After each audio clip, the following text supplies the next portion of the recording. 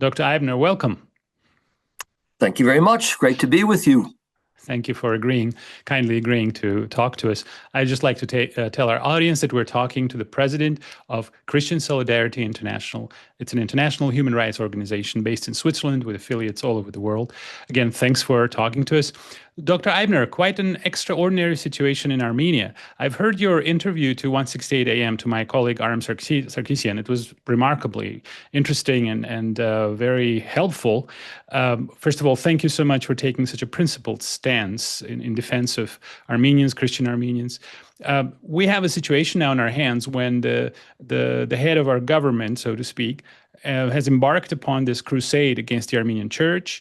He is creating a schism, pretty much organizing his own church, basically our version of Henry VIII 500 years later. So he's organizing his own church, doing his own prayers, in fact, kind of traveling around the country and organizing services in these separate churches with his own team of priests who turned their back on the Catholicos. And yesterday he introduced a whole program of pretty much subjugating, dismembering our church, pretty much cutting its sources of financial support, taxing it, and maintaining political control. This is quite an extraordinary case of state intervention in church affairs. What do you make of all of this? And would something like this happen in any other country that you know of? Well, yes, of course, it has happened in many other countries. You mentioned England in the time of Henry VIII. That was right. Completely different political context. Yes. But it's not unusual for those with absolutist or authoritarian, totalitarian pretensions to try to gain political control of the church. So that's nothing new. This happened in Armenia during the Soviet time. Yes. Under the Ottoman time, there were ways that the state controlled the church. And so we see a repetition of this. And really, it is not altogether unusual to see it in this part of the world. Again, I mentioned the Soviet Union. Yes. There was a case in the 1920s when the communist authorities set up a so-called living church made up of various dissident Russian Orthodox priests. Some of them were well-intentioned, were progressive. Some had ulterior motives. And they used this to subjugate the Russian Orthodox Church at a time when they were imprisoning Russian Orthodox priests and clerics. And so we see something very similar happening today in Armenia. Yes. I'd just say what makes it perhaps a little bit unusual or raise eyebrows is not that it happens, but it happens at a time when Armenia is undergoing what is frequently called in the media a pivot to the West. And after special agreements have been signed with the United States, strategic partnership agreements, just as the High Commissioner for Foreign Affairs is in Armenia offering 15 million euros as a pre-election campaign donation, dare I say, and really coming right out and saying that they intend to do in Armenia what they've just recently done in Moldavia, using a Russian threat as an excuse for this kind of interference. So the rhetoric is the same as we find in these recent cases. And people shouldn't be altogether surprised, but some still are surprised because they assume that the EU will always defend human rights and democracy, freedom of speech, freedom of religion, and that sadly isn't so. Well, yes, and you make some very interesting points there, interesting parallels. It's a little bit backward, isn't it? I mean, this is a little bit reminiscent of 1920s, the Bolshevik persecution of the church, but it is supported now by the liberal West. I mean, the president of France, Mr. Macron, seems to be thinking that this is Armenia's way to democracy. And yes, they are. I've heard about this. You very, very politely and gently called it a campaign donation, 50 million euros from Europe. I mean, there's another way to say it, and it's a bribe, pre-election bribe, and it's going to continue. They're going to stage an all-European conference right before the elections next year to give Armenians this illusion that they are now building a bridge to Europe through this. So, number one, the West is supporting this, or at least turning a blind eye to this campaign of terror and repressions in Armenia, aimed partly against our church. And number two, this massive state intervention, which, I mean, yes, the nearest historical analogy would be the Henry VIII or Philip IV in France, who, if you remember, arrested the Pope. I mean, there's only slight difference of 600 or 500 years of history. I mean, how is this? This is a little bit backward. How come the West is turning a blind eye, or at least, not saying anything about this? Well, it's because geopolitics trumps democracy and human rights at the end of the day. Sadly, yes. And that's just the reality, and people shouldn't be surprised. They get taken in by state propaganda of different sorts. I well remember, and I'm sure you do too, the time when the Soviet Union would intervene in other countries in the name of socialist democracy. Yes. And so, I mean, the West has really always done so, usually covertly and not with such panache as it's doing now, or at least the EU is doing now, intervening in elections in the name of democracy. So this is a slogan that is used, and that has, sadly, I mean, it's a great tragedy, very little meaning these days. And I say that as somebody who doesn't shun the term old Cold Warrior. That's what I was during the Cold War. Very anti-communist, like this was not freedom. And I was a part those days of doing research in religion in the Eastern Bloc and the Soviet system. That was my own academic background. Right. And I see many parallels today. But in reverse, this is not to exonerate Russia or to make Russia sound like it's a great partner and that everybody should be aligning itself with that power. But we're living in revolutionary times. There's a huge, it hasn't reached yet a social revolution in the West. It may do so, but the whole world order is undergoing a revolutionary change, so that the part of the world that, Armenia is being handed over largely to what I call the, a Neo-Ottoman or the Turkish-Azerbaijani Condominium. And this is Washington's way of extricating itself from the region, expecting that Erdogan will manage the region in a way that's acceptable to the United States. And Armenia is stuck in the middle of that. And that will create a huge revolutionary situation in Armenia, where Armenia has come out of the Soviet system, started slowly to integrate with certain Western norms, but is now being drawn into this Turkish-Azerbaijani condominium. And it has to integrate in that system. And I believe that this is the main motive for the Prime Minister's assault against the Armenian Apostolic Church, because it wants to retain certain institutions and values in Armenia that will prevent the complete absorption of tiny Armenia and its less than 3 million people and relatively weak economy into this great new geopolitical bloc that is growing by leaps and bounds. Well, that's exactly what we see unfold in front of our eyes. Yesterday, our government introduced a new plan. So we'll be importing oil and gas from the neighboring Azerbaijan. In the future, we'll probably be buying grain from them. So there's a deliberate effort to create an economic dependency, energetic dependency, strategic dependency on our neighbors. And they also have a long list of demands. For example, the return of hundreds of thousands of the Azerbaijani population to Armenia. And they have certain designs on parts of Armenia, declaring that it's historically theirs. So it is a very precarious situation. As for, I actually liked your expression very much, the condominium of Turkey and Azerbaijan, I think there are also some other countries that stand pretty close. Israel, a strategic ally of Azerbaijan, it played a large role in 2020 during the 2020 war. The United States and possibly England.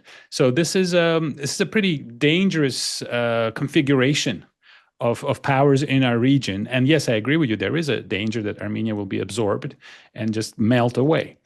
But our people are told on a daily basis that the United States and Europe will guarantee peace for Armenia and will guarantee Armenia's security. Would you have any comment on that? I mean, I've heard you during your first interview, but I think it's a very interesting point. It's worth elaborating. And I loved your reference to this statement that was made by a certain person that some people got their statehood by chance, accidentally got statehood. It's a very, very ominous warning. But for some reason, our people don't hear this. They're told on a daily basis, Europe and America will guarantee your prosperity, your peace, and stability in the region. Is this the case? Well, there's no evidence that that is the case. Where are the guarantees? Even the Ukraine, where the West has poured so much money, made such a huge investment, and is regarded as, crucial to the security of Europe, they don't have guarantees. So why should anybody expect that Armenia is going to get any kind of credible guarantee? Moreover, nobody's even talking about it. There was no talk when Aliyev and Pashinyan were at the White House and about guarantees. Right. Aliyev is not talking about signing a peace agreement and providing guarantees. Trump has not done so. And even the Armenian prime minister doesn't talk about it because it's not there. They just talk in theory about all will be well. When we have this interdependency, in the first place, economic. And of course, we know that political integration follows economic integration. That's exactly right. A phase two. So why people should believe that there is some kind of Western guarantee, I really don't get it. I've heard some people in Washington, some well-meaning people say, well, if the U.S. gets involved, say, with this Trump corridor or whatever it is, and there's investment, then the United States will protect that investment. And I look around the world, and I'm of a generation that kind of started with Vietnam. That's a very good example. To what extent the United States has protected Vietnam and what happened to Vietnam when the United States left. I was in favor of the United States invasion of Iraq because I believed in weapons of mass destruction and that they would bring about a positive change.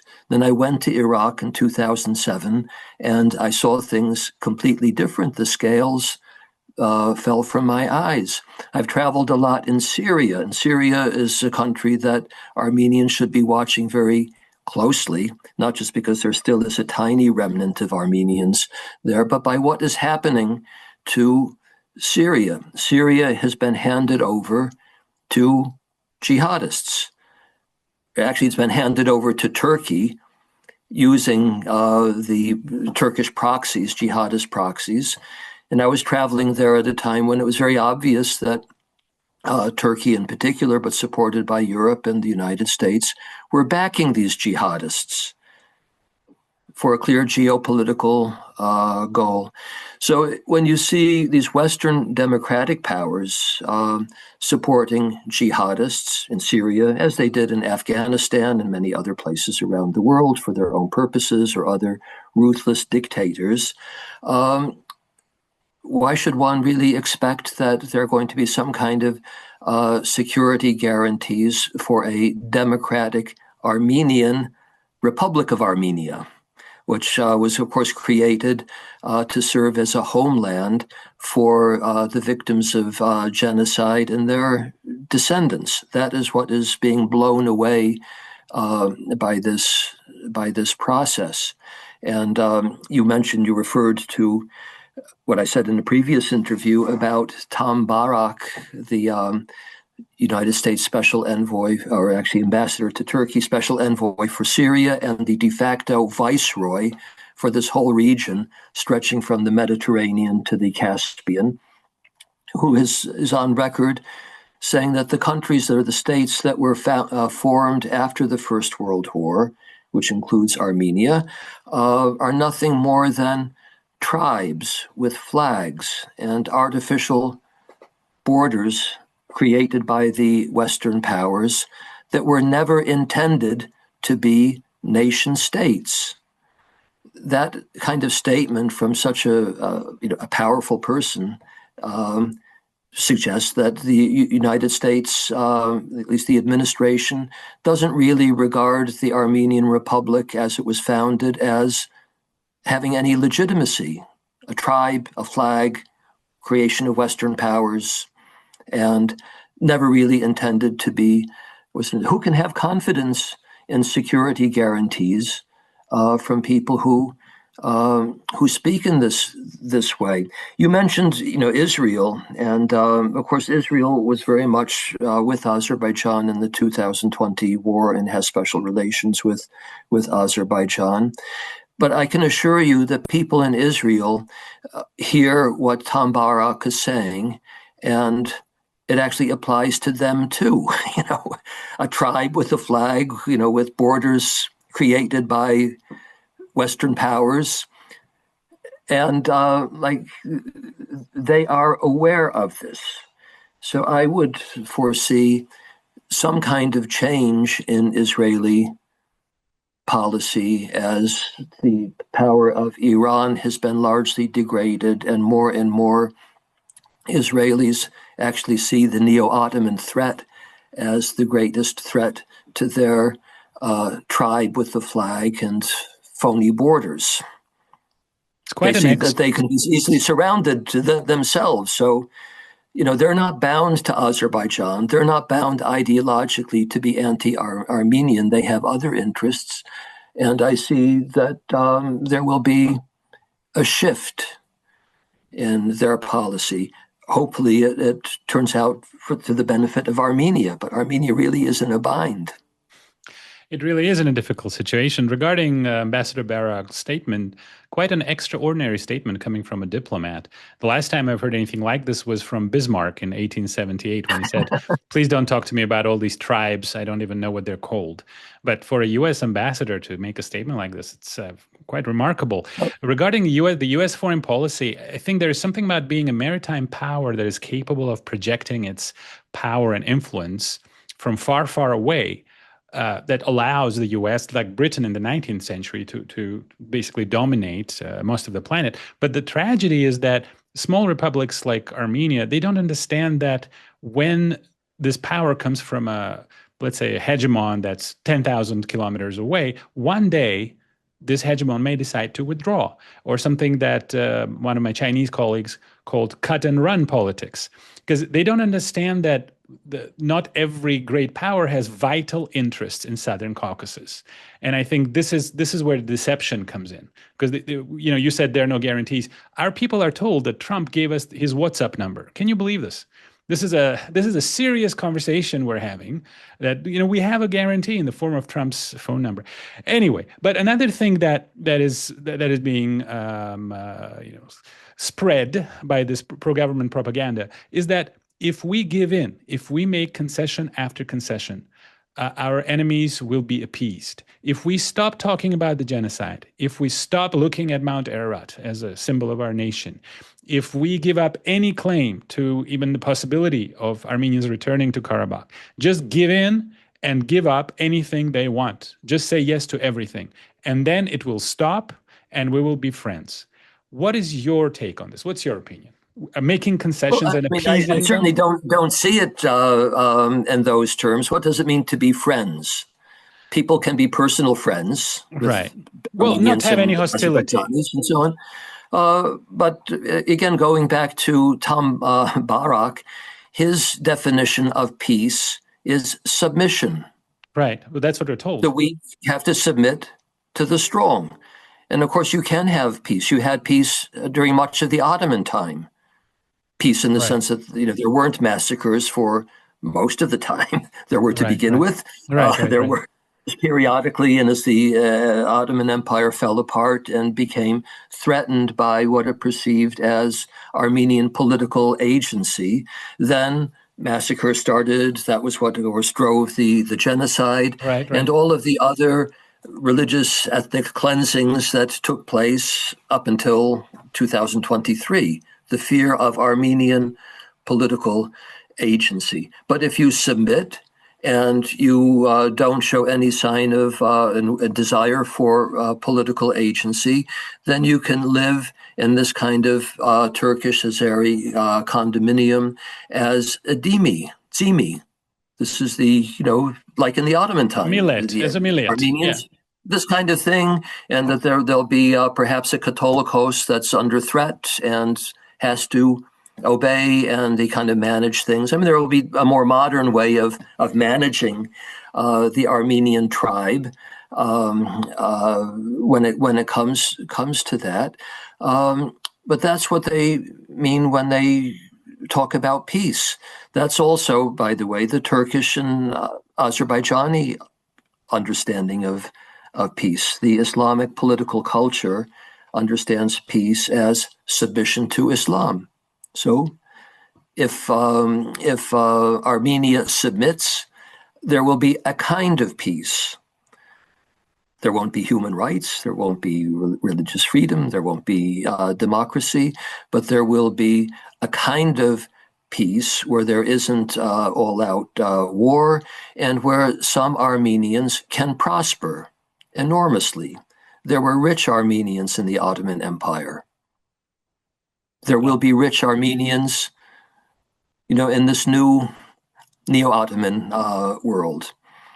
People who detach themselves from their tribe, from the nation, and see an opportunity. Some of them may even do some good for the Armenian people. You never know. But we're returning to that kind of power structure. But of course, it won't be a return to the Ottoman system, millet system, and so on. It would be a more modern system of political control. Right. So we'll go to pre-1878, pre-Berlin Congress status as an ethnic minority. But the question is, if Turkey doesn't tolerate the idea of 15 million Kurds or even more having statehood, if it didn't tolerate the idea of other ethnic minorities in the Ottoman Empire, or what we call Western Armenians or Turkish Armenians, why would it tolerate Eastern Armenians or formerly Soviet Armenians having a political unit within this condominium? Why would they do it? Why would they make an exception? Why are we special? Why are we different from the Kurds, Assyrians, and the other minorities? Or will we be special? Well, Armenians will be regarded as no different from any of them. Turkey and Azerbaijan do not really respect minority rights of any sort.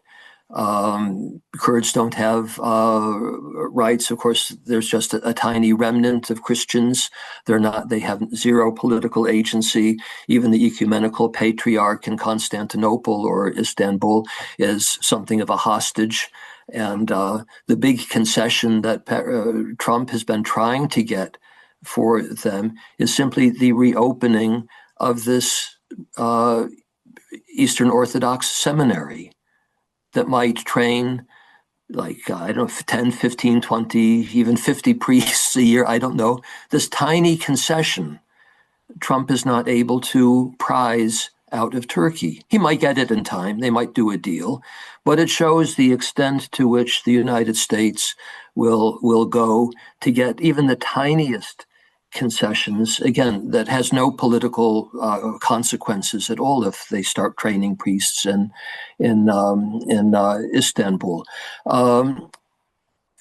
Armenians should take note of the fact that at the August meeting with Pashinyan and Aliyev, Trump said that he was going to talk to Aliyev about freeing the 23 Christian hostages. That's the way he framed it. Yes. Christian hostages or prisoners in Baku. Yes. And he felt, Aliyev would do it for him. They're still imprisoned. Moreover, since that time, they've been given what what amounts to life sentences for most of them, they're still in prison. So why anybody in their right mind should believe that a U.S. president who is not able to secure the release of these 23 Armenian hostages after he said publicly he would do so, will give some kind of security guarantees. It's kind of beyond me, but it shows the power of wishful thinking and propaganda. I think that's exactly right. And one of the other, another dangerous development is that Armenia ceded control of its southern border with Iran. There will be the so-called Zangezur corridor, and Azerbaijan and Turkey will have free, the right of free movement, free communications across the Armenian territory.